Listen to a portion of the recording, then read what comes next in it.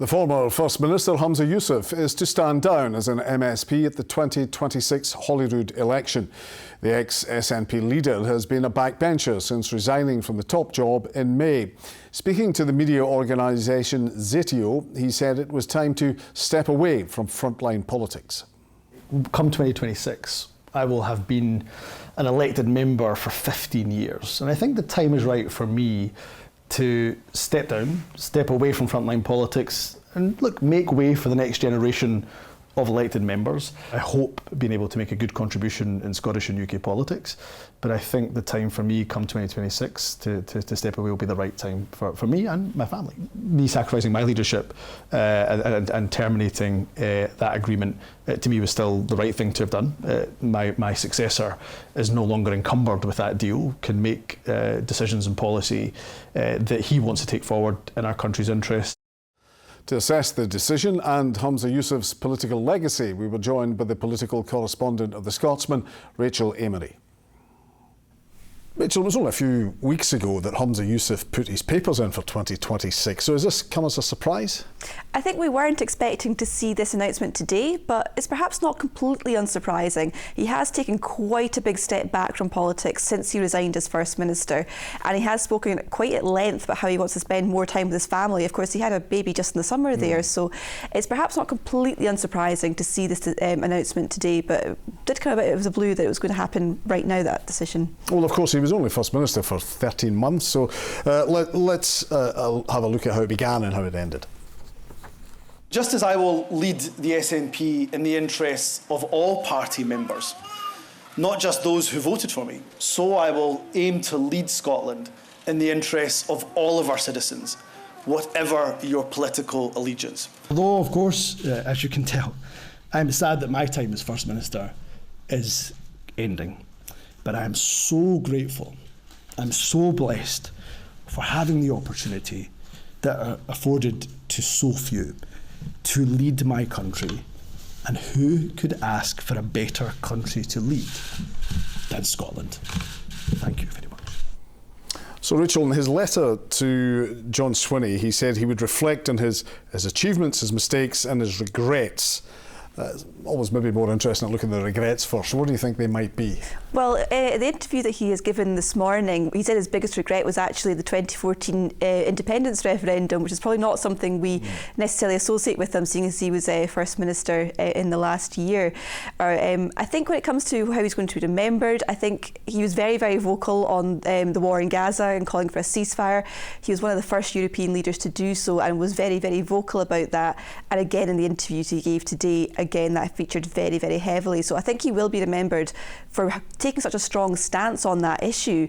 But he will also, of course, be remembered because he had such a short time in power as First Minister. He perhaps took some risky decisions that backfired a little bit and led to his downfall, particularly when he decided to end the power sharing agreement with the Greens.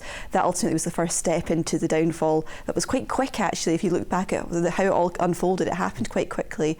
So unfortunately, he isn't going to have to reconcile with the fact that that's how a lot of people will be remembering him by.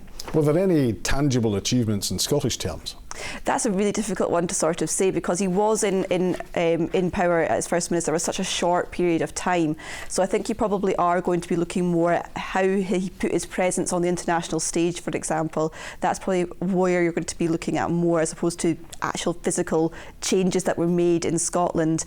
I think that's what we're going to be seeing more of. I think he made reference to this himself. He wanted to let other people come through. That's a highly experienced politician that the SNP are losing. I mean, he's held various offices, and for much of his time in Parliament, he was a minister. And there's also question marks over Nicola Sturgeon, for example, whether she will ultimately stand or not. What does that mean for the SNP? Are they losing that experience? Yeah, it's quite unusual. He's only 39, so it's quite unusual to say that when he said today that he has to take a step back so the next generation of politicians can come through in the SNP. As you were saying with Nicola Sturgeon, she has also put herself forward to be vetted as a candidate at the next Holyrood election, but again, there's a big question mark over whether she actually will stand or not, because she has also taken quite a big step back in the past year or so. So yeah, there is definitely a sort of changing of the guard, if you will, but that's not to say that there's not lot more people who are very experienced coming through the ranks at the SNP just now. I think you're seeing that quite a lot with Kate Forbes, for example, the new Deputy First Minister. You're seeing John Swinney pushing her out in front of the cameras a lot more. She's getting a lot more responsibility than she has perhaps in the past. So you can see her having the path set for her, for example.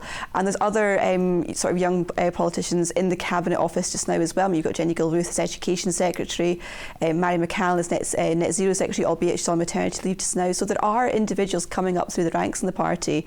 I say coming up through the ranks, these people are holding quite senior positions in government, so they already are there. So there's definitely the path being made for the replacement. But as you said, Humza Yousaf and Nicola Sturgeon, people who have held many cabinet positions over many years, so that is a big loss for the party overall. You spoke about him being remembered perhaps for his involvement in or what he said about international affairs. Is that where he's going to end up? You're pretty sure that's where he's going to go? It does seem that way, absolutely. He was saying in his interview this morning that he wants to concentrate on peacekeeping and global conflict resolution, that sort of thing.